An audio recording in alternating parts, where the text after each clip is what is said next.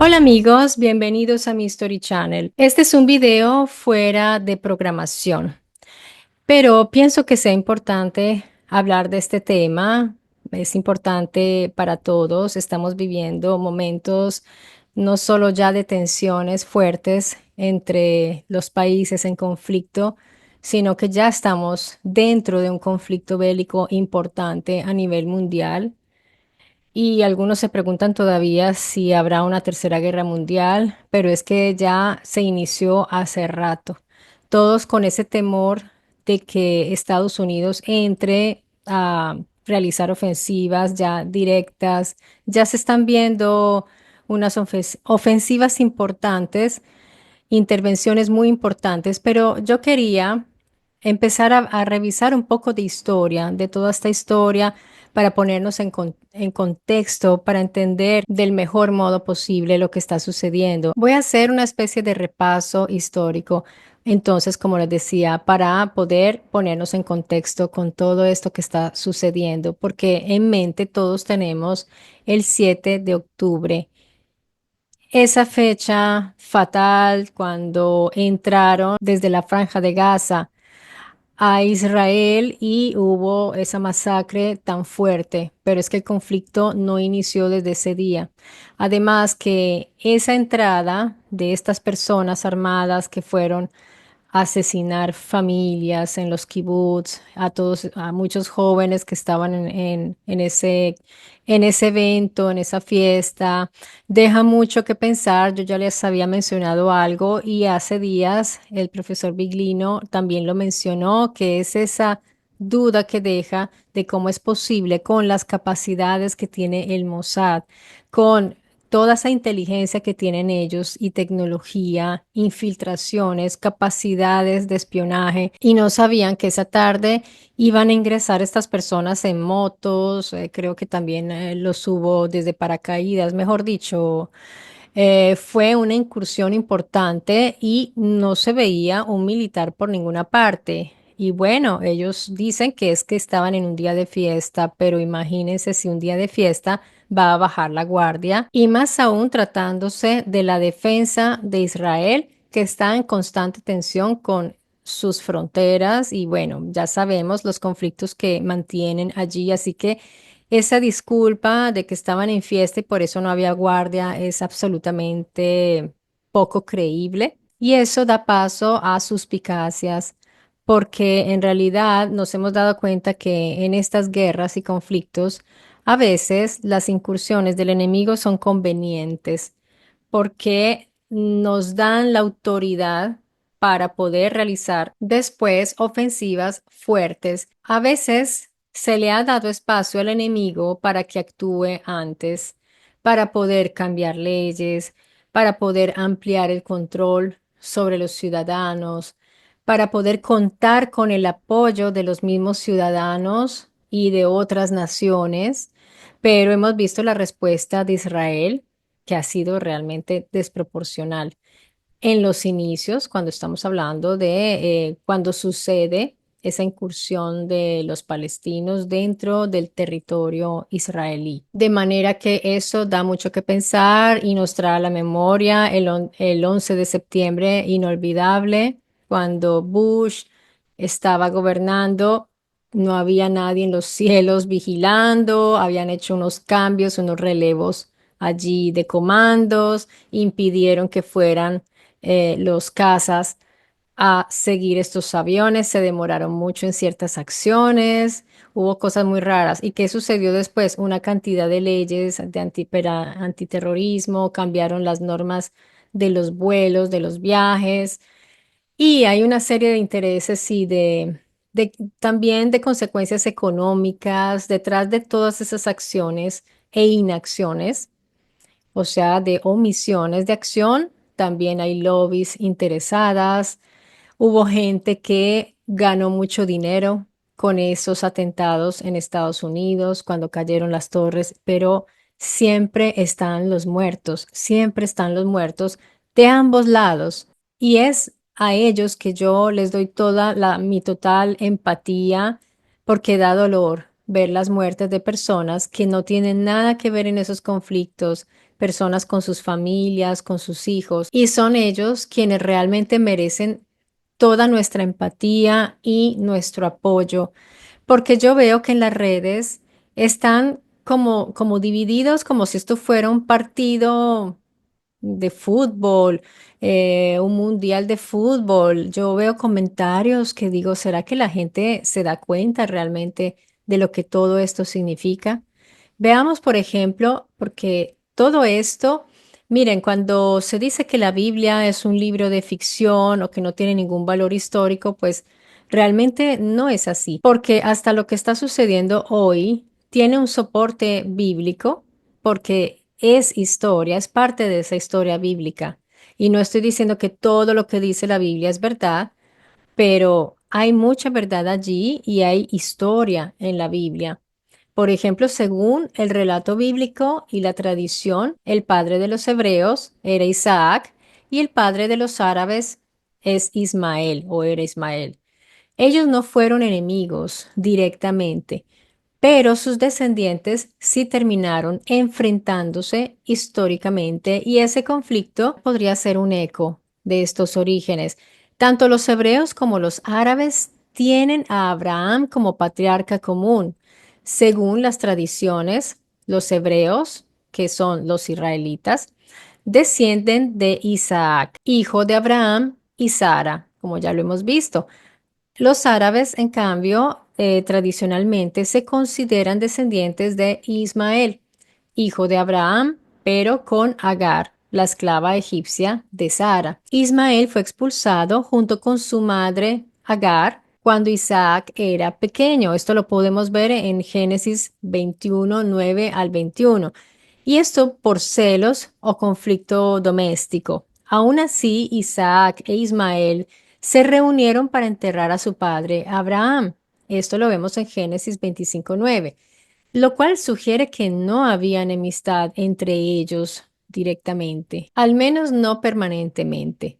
Las tribus descendientes de Ismael, según Génesis 25 del 12 al 18, se establecieron en el desierto y más tarde se les asocia con los pueblos árabes. Los descendientes de Isaac a través de Jacob o Israel se convertirán luego en el pueblo hebreo. A lo largo del Antiguo Testamento se registran tensiones entre los israelitas y otros pueblos semitas del desierto, aunque no siempre está claro si todos ellos descendían literalmente de Ismael. El Islam considera a Ismael como antepasado de los árabes y como heredero espiritual de Abraham, junto con Isaac. Se afirma que Abraham e Ismael juntos levantaron los cimientos de Kaaba en la Meca. Esto lo vemos en el Corán, Sura 2, 125 a la 129. En esta versión no hay enemistad entre los hermanos y la tensión aparece solo más adelante a nivel político y religioso. Entonces, Isaac e Ismael no fueron enemigos, pero sus historias familiares sí fueron tensas. Sus descendientes sí acabaron en conflicto, en parte por diferencias de herencia, territorio, religión y narrativas históricas divergentes. Con el tiempo, estas figuras se convirtieron en símbolos de identidades distintas, hebrea y árabe, aún teniendo raíces muy comunes como el semitismo, la lengua. Para comprender entonces el conflicto actual entre Israel e Irán, o más ampliamente las tensiones político-religiosas entre Occidente y Oriente, es clave entender tanto la historia compartida y dividida de las religiones abrahámicas como las alianzas y rivalidades geopolíticas modernas. Las tres religiones abrahámicas tienen un origen común y están en división. Todas nacen en el Medio Oriente y comparten un tronco común que es Abraham. El cristianismo se va separando del judaísmo y desde entonces hay acusaciones mutuas. Esto lo vemos claramente, vemos muchos debates en YouTube y lo vemos. Y ahí hay acusaciones tipo deicidio o ceguera espiritual, herejía, de todo esto se acusan entre ellos. En cambio, el Islam surge con elementos del judaísmo y cristianismo, pero reivindica ser la revelación final y está en continuo conflicto teológico y político con quienes no comparten sus creencias. El Islam es muy radical en esto. La situación fronteriza de Israel es una de las más complejas del mundo, tanto por razones geopolíticas como religiosas, históricas y de seguridad, obviamente, en consecuencia. En el Líbano tienen el grupo enemigo principal que es Hezbollah, chií, financiado por Irán. Hay intercambios de misiles frecuentes, así que Israel considera a Hezbollah como una amenaza existencial y esto lo escuchamos constantemente por parte de ellos. Por otro lado, está Siria, que está en guerra civil desde el 2011. Israel ha realizado bombardeos selectivos contra objetivos iraníes dentro de Siria. Esto es delicado. Ha bombardeado bases y armas. Y hay presencia iraní y de Hezbollah en Siria. Esto preocupa mucho a Israel, obviamente. También existe un conflicto territorial por los altos del Golán, ocupados por Israel desde el 1967. Entonces, todo esto va cargando mucha tensión entre estos países. Con Jordania firmaron paz desde 1994 con el Tratado Formal de Paz, pero existe tensión entre el pueblo popular en Jordania por la situación en Jerusalén y Palestina. Y estas son las tierras santas. Imagínense, la Tierra Santa está bañada de sangre como ninguna otra tierra. El gobierno jordano es el custodio oficial de los lugares sagrados musulmanes en Jerusalén, monte del templo Haram al-Sharif. Con Egipto tienen relaciones diplomáticas estables, pero son más bien frías. Egipto colabora en controlar Gaza desde el sur por el paso de Rafah y en negociaciones con Hamas, aunque internamente mantienen posturas críticas hacia Israel. Y la situación más conflictiva se ha visto con la Franja de Gaza, como ya sabemos, que está gobernada por Hamas desde el 2007 y realiza lanzamientos de cohetes, ofensivas periódicas, tienen ese bloqueo total por parte de Israel y Egipto. Desde junio del 2007, Hamas está controlando completamente la Franja de Gaza y tiene su propio aparato de seguridad. Ellos tienen administración civil, recaudación de impuestos y leyes locales.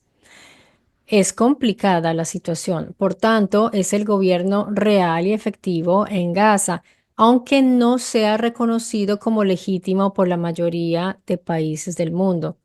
Según los acuerdos de 1993, Gaza debería estar bajo administración palestina unificada, o sea, la ANP.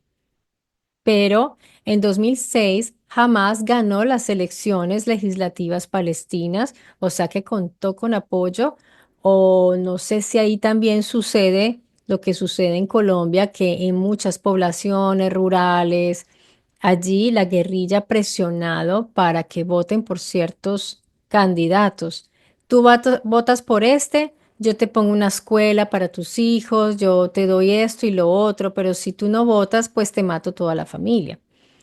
Entonces, esta es una democracia rara, más bien forzada, y hubo fuertes tensiones con Fatah o Fatah, que es el otro gran partido palestino que controla Cisjordania.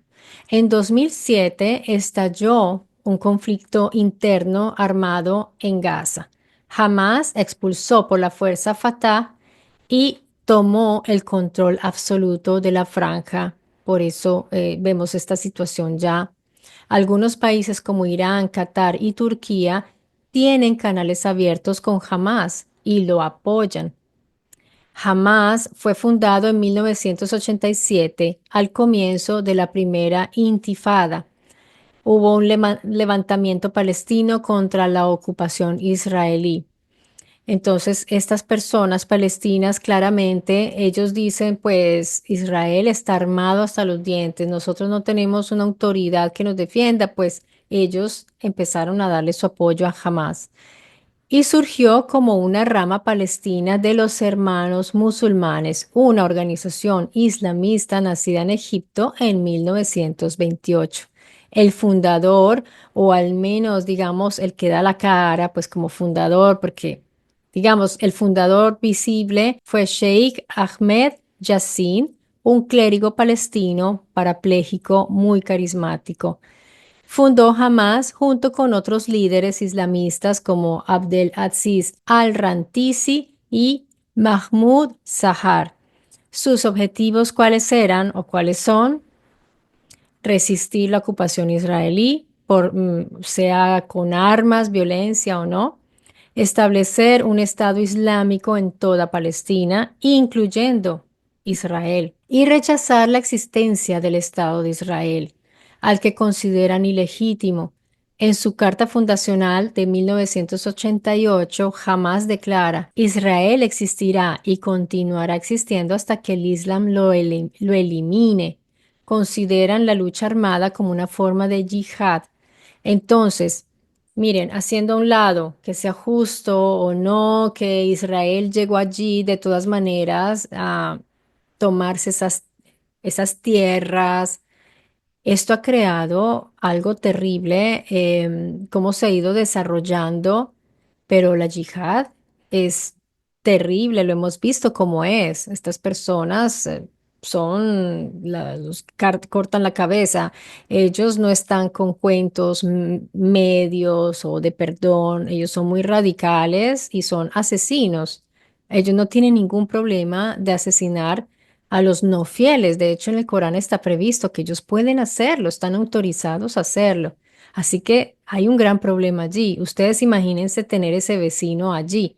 Ustedes, de todas maneras, sabemos que el sionismo los llevó allí a los israelíes y empezaron a formar sus kibbutz, empezaron a tener ya ahí problemas, conflictos con la gente que ya estaba allí, porque allí ya había gente viviendo. Y el odio de estas personas de la zona de los palestinos y el odio de Hamas hacia Israel es muy, muy fuerte y ellos dicen, Israel existirá hasta que nosotros los podamos eliminar. Ellos no se van con, digamos, mediaciones políticas, no, esa es su premisa. Y los otros que piensan están también pensando en la erradicación de Palestina porque allí los palestinos colaboran con Hamas y han muerto una cantidad de civiles impresionante, pero no sabemos hasta qué punto los palestinos apoyan a Hamas. Yo pienso que Hamas tiene mucho apoyo de Palestina porque desde pequeños ellos crecen odiando Israel, están circundados por un muro. Hay muchas cosas allí que son difíciles de conciliar o imposibles. ¿Y qué ha hecho Hamas desde el 88? Ha realizado atentados suicidas, ataques con cohetes desde los años 90, ha participado en elecciones palestinas en el 2006, ganó democráticamente, como les dije. En el 2007 tomó el poder de Gaza totalmente por la fuerza, tras conflictos con los de Fatah, que después los expulsaron, y desde entonces ha entrado en varias guerras con Israel, en el 2008, en el 2012, el 2014, 2021, 2023. Israel y Estados Unidos, con la Unión Europea, Canadá, Reino Unido y Japón, consideran a Hamas como una organización terrorista. Sin embargo, otros países lo ven como un movimiento de resistencia legítimo: Irán, Qatar y Turquía. Y ahí están estas tensiones fuertes. Ven a Israel como una nación ilegítima, occidental, occidentalizada, que representa Occidente, con Estados Unidos. Los ven como enemigos totalmente y en general ellos a los occidentales no es que nos vean muy bien, porque recordemos que igual en muchos de estos países, para ellos Occidente es como es lo peor, somos pecadores, somos gente que no somos creyentes de su misma religión, entonces nos ven como sus enemigos constantemente y piensen que esa gente está viniendo hacia estos países de Occidente. Aquí en Italia hay muchos musulmanes y no se integran, son personas que no se integran. Yo los veo siempre, estas parejitas, el señor vestido normal, la jovencita o la mujer cubierta, dejando solo ver los ojos con el calor que está haciendo ahora. Para mí eso es maltrato, eso es un abuso, eso es crueldad porque estamos a 31, 32 grados aquí de calor y estas pobres mujeres tienen que cubrirse todas con esos velos negros uno sobre otro. Tienen muchos hijos porque la idea de ellos es, están sustituyendo, están reemplazando la, la gente del lugar y eso está pasando en España, está pasando en muchos países. Así que no es solamente allá en Medio Oriente, el conflicto se ha extendido y esa misión de islamización es real, esto es histórico, esto viene desde la historia. Yo aquí les he narrado, por ejemplo, lo que sucedía ahí en el Partenón cuando fui a Grecia.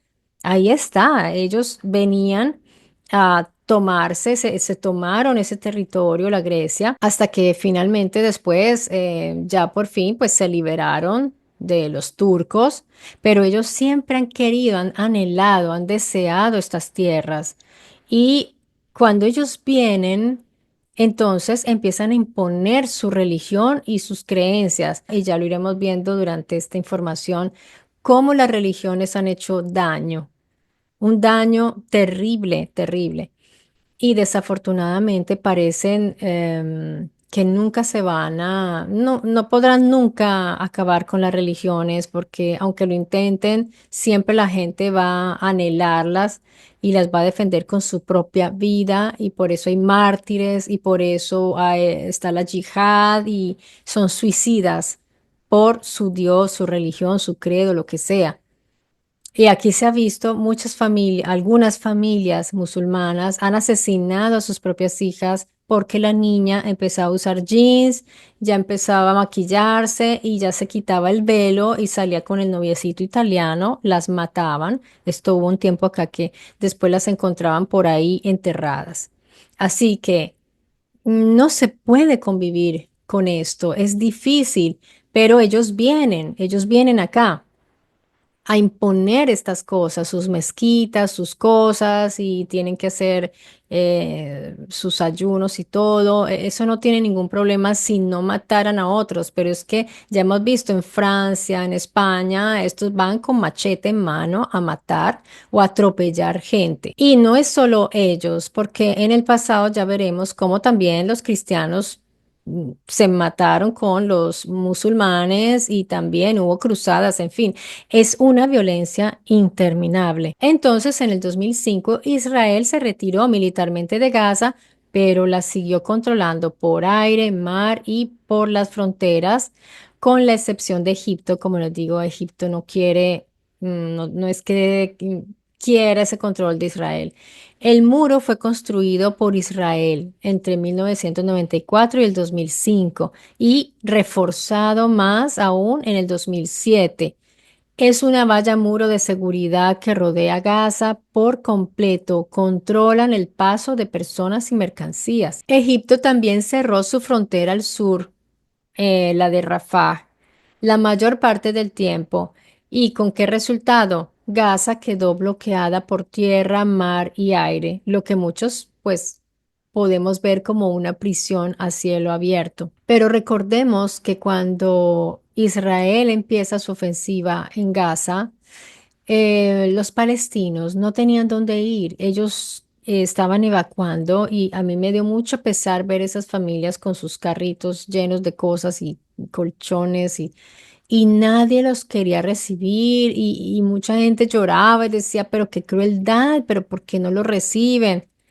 Pero es que todo eso tiene una historia, amigos. No es porque qué malvados no quería ningún país abrirle las puertas. Miren, después de la guerra árabe-israelí en 1948 y sobre todo la del 1967, cientos de miles de palestinos huyeron o fueron expulsados de sus tierras y buscaron refugio en países vecinos, especialmente en Jordania, Líbano y Siria. A Jordania llegaron más de 700.000 refugiados palestinos.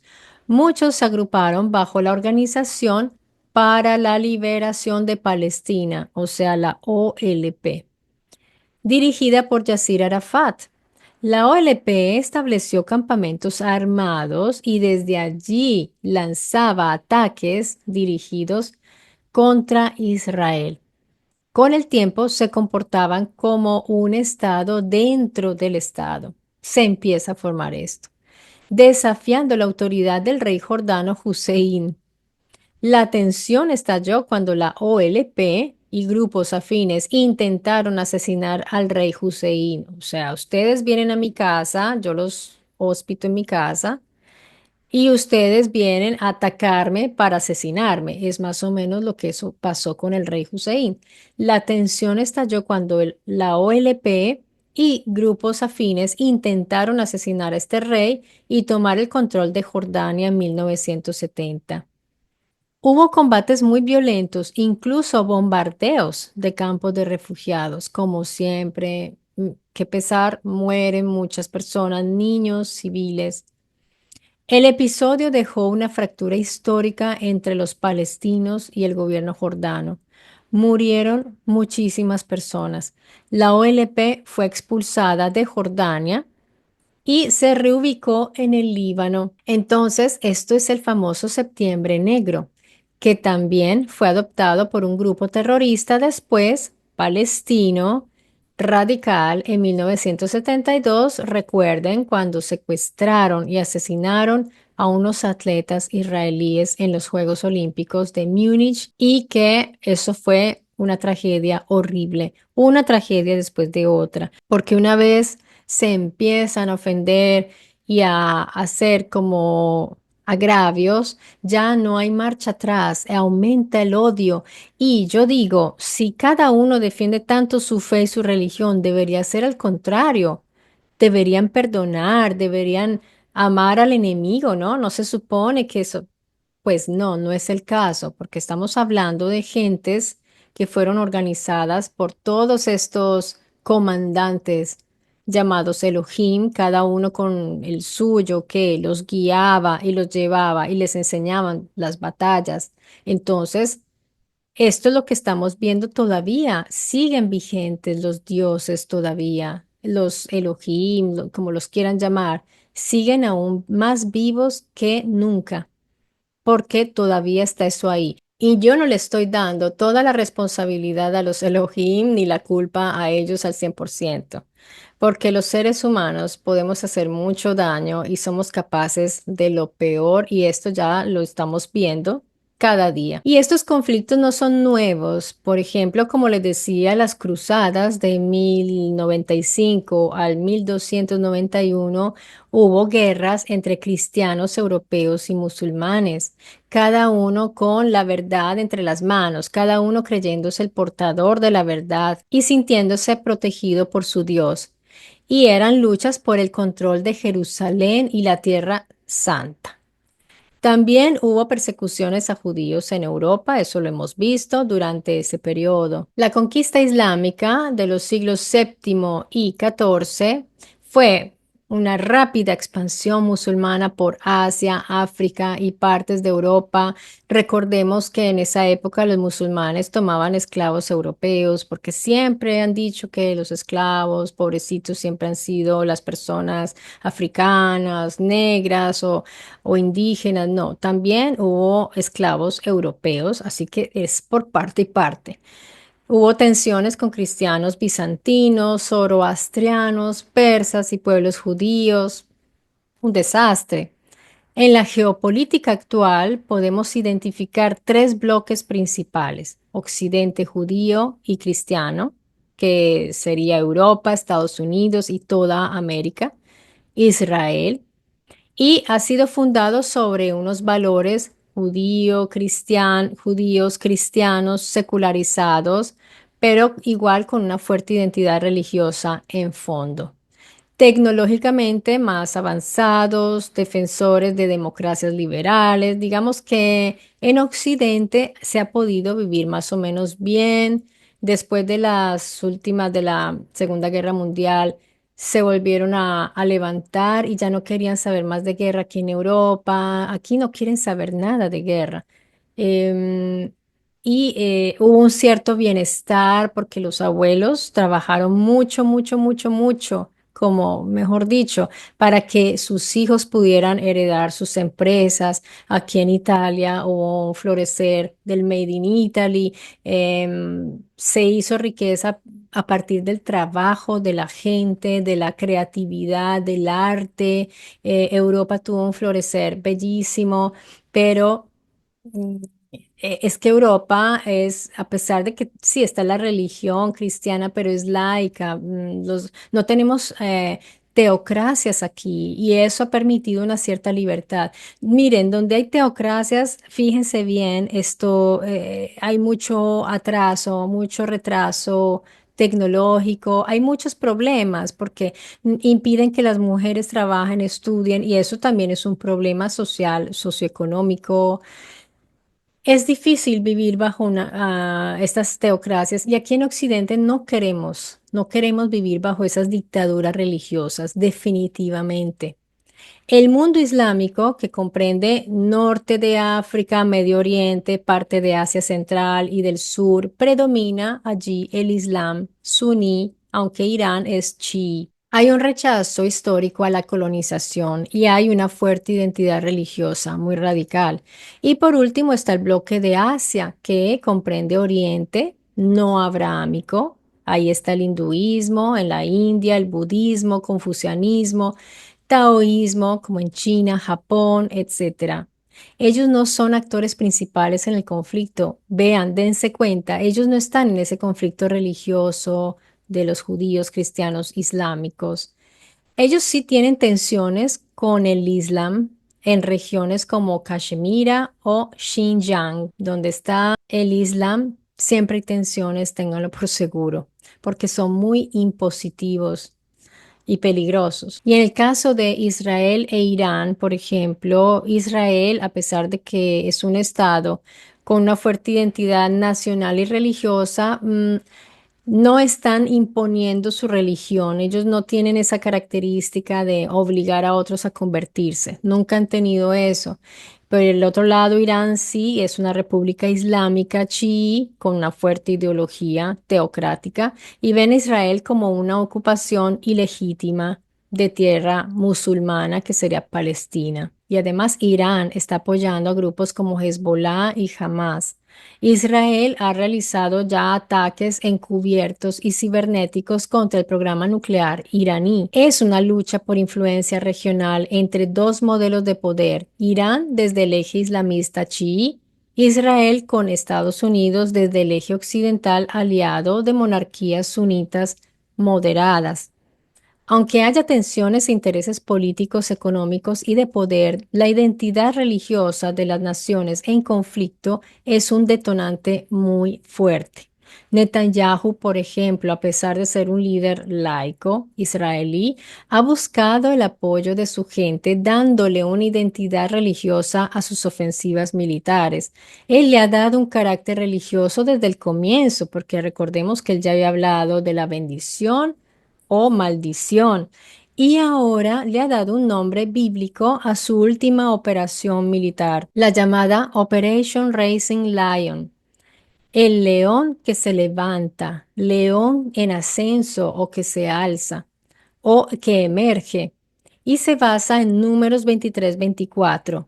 Netanyahu lo empleó para enmarcar la operación como divinamente autorizada, potente y persistente, porque esas son las características del león, con el fin de derrotar a Irán. Y miren que esta es una excelente estrategia, porque realmente ha logrado obtener un 83% de aprobación entre los ciudadanos judíos. Ya lo están respaldando.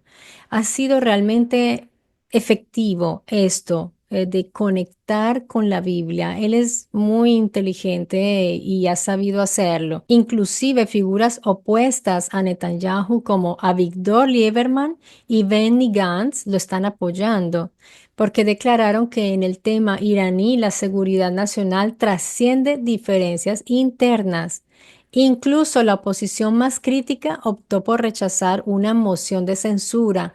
Recordemos que Netanyahu estaba en peligro de ser destituido por corrupción y ha sabido realmente ganarse la aprobación de los... Es que no tienen opción porque ya viendo que está este conflicto después de la incursión de Hamas dentro de su territorio y la respuesta de Israel, aunque al inicio muchos no la apoyaban, por ser considerarla desproporcional, pues ya ahora, ya a este punto sí lo están apoyando, porque ya no hay marcha atrás.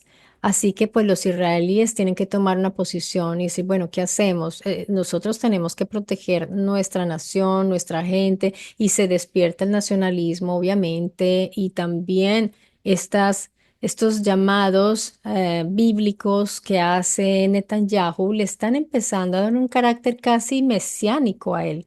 Recordemos que el Mesías es una persona fuerte, viril, alguien que represente esos valores que representaba Yahvé, que guerrero, ¿no? Porque el Mesías es un guerrero, realmente, no es un pacifista, tiene que ser un guerrero para poder ir a tomarse sus territorios y defenderlos. No puede ser un pastor, tiene que ser una persona realmente o un pastor con una vara fuerte. Mientras muchos resguardan sus hogares bajo alerta aérea, la mayoría ve la ofensiva como un paso necesario para neutralizar la amenaza iraní. Porque ustedes pónganse en el lugar de ellos con el enemigo alrededor que se está armando. Además que han amenazado con que ellos se están armando la bomba atómica. Hay opiniones contrarias. Hay unos que dicen que no es verdad, que está sucediendo lo mismo que sucedió en Irak cuando estaba Obama, que decían que se estaban armando estos ataques preventivos, justificándose de esta manera, pero hay gente que dice, no, ellos todavía tienen un porcentaje muy bajo, pero ustedes imagínense pues el peligro que representa que ellos estén armando. Pero sí, es que yo digo, es que nadie debería tener bombas atómicas, nadie, porque ¿por qué unos sí pueden y los otros no? Entonces todos, esto se fue al demonio, porque realmente esas bombas que tienen capacidad de destruir la Tierra no sé cuántas veces y si todos las tienen, deberían desarmarse todos. Es muy hipócrita. Entonces, las potencias tienen derecho a tener bombas atómicas. Eso ya es una cosa negativa. ¿Porque Estados Unidos sí? ¿Porque Israel? ¿Porque Rusia, China y porque los otros no? Entonces nadie debería tener bombas atómicas en realidad. Son una amenaza para todos y para ellos mismos. Pero dense cuenta que, por ejemplo, ya el 83% de apoyo lo tiene Netanyahu y se concentra entre judíos. Pero obviamente en la comunidad árabe israelí solo un 12% lo están respaldando, lo cual refleja ya divisiones profundas internas allí en Israel y demandas de atención a otros problemas nacionales que se están descuidando por la guerra. La ofensiva entonces digamos que ha generado una recuperación en la popularidad de Netanyahu. Dense cuenta cómo juegan estas fichas. Netanyahu es uno que se la juega todo porque tenía todo por perder.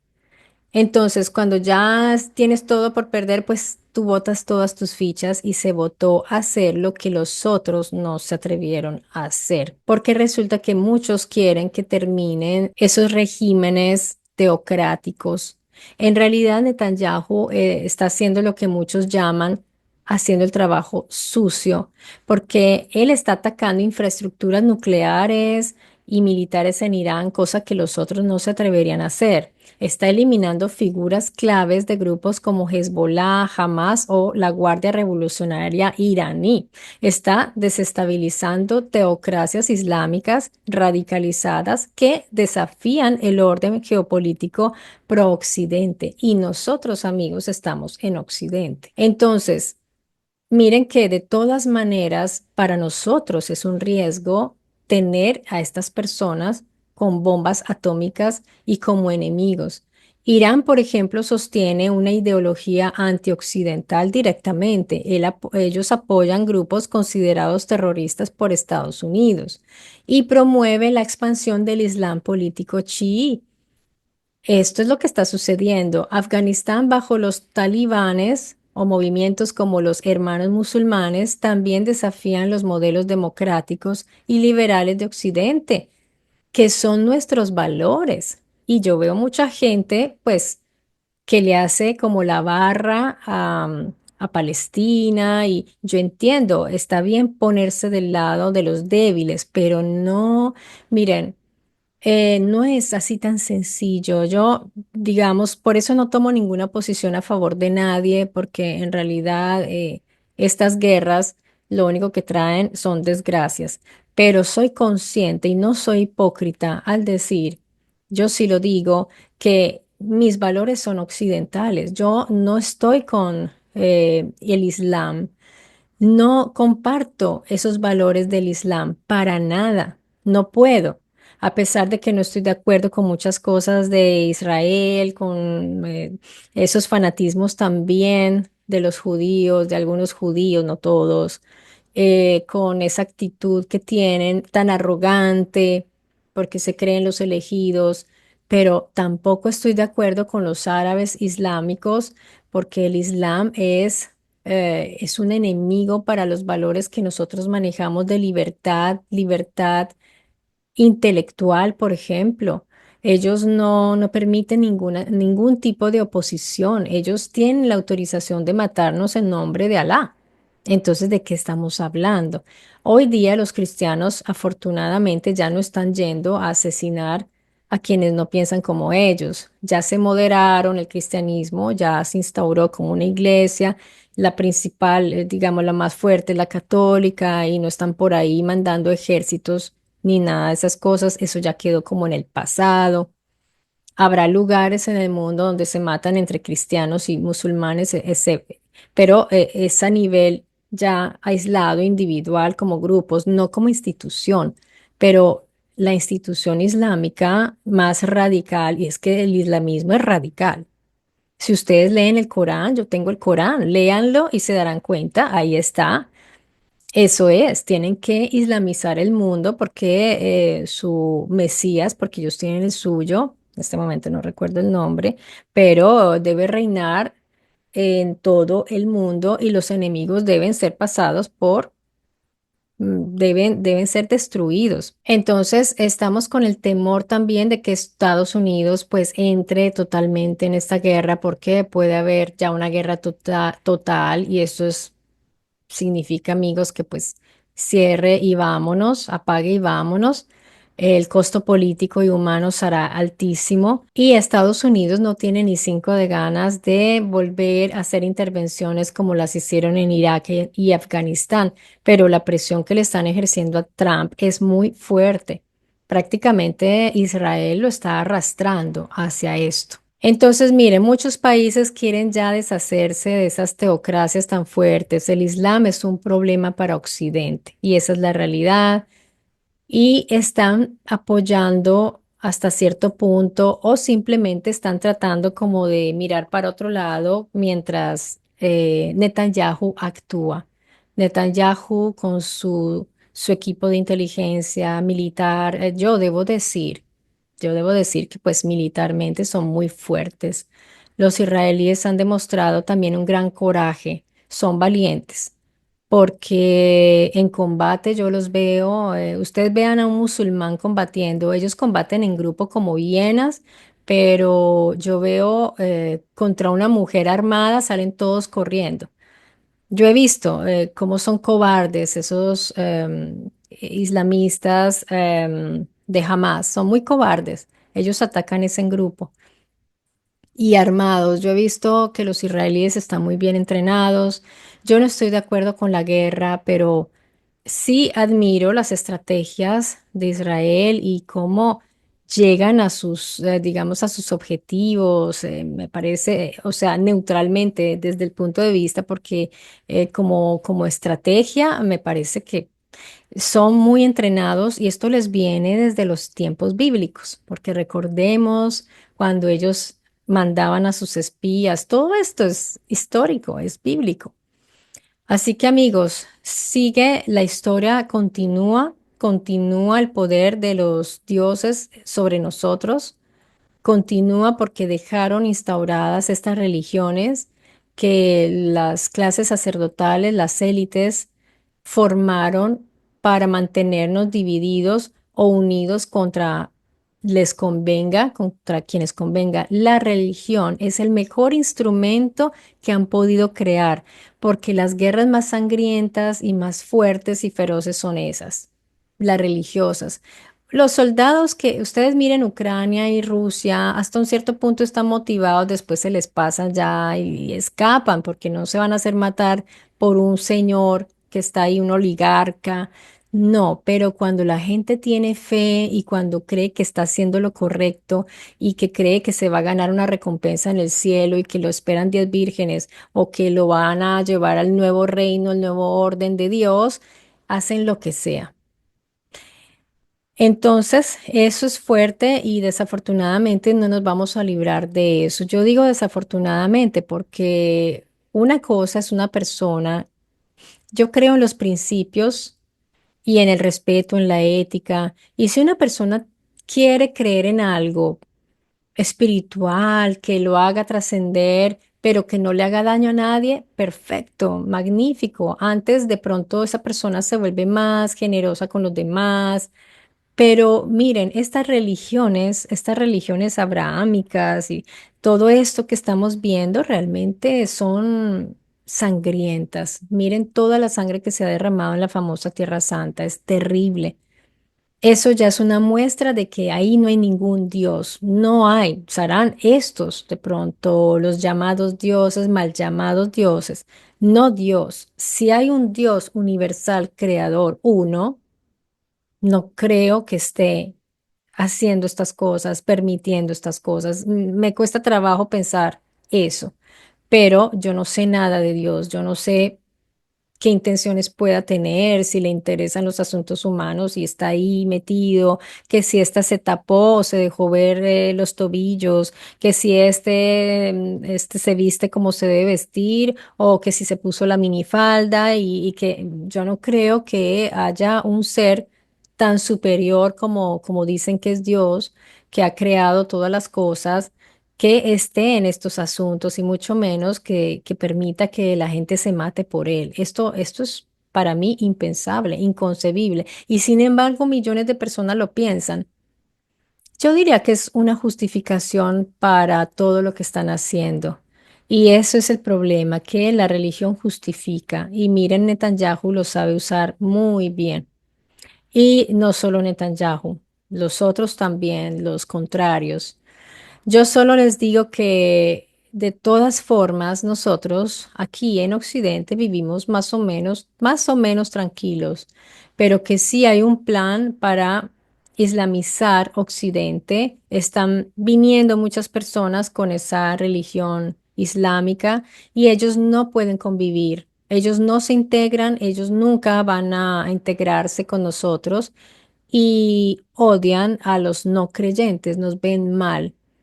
Aquí, por ejemplo, vienen muchísimos y violan mujeres en grupo. ¿Y por qué las violan? Pues porque son, ¿cómo se dice? Paganas. Se puede hacer cualquier cosa con una mujer pagana. Entonces, dense cuenta, queridos amigos, yo me despido de ustedes con esto. Quise compartirles un poco esta historia para ir entendiendo y bueno, mis reflexiones personales son personales, así que espero leerlas de ustedes también. ¿Qué opinan? ¿Qué piensan? Y con esto les mando un gran abrazo, amigos, y hasta pronto.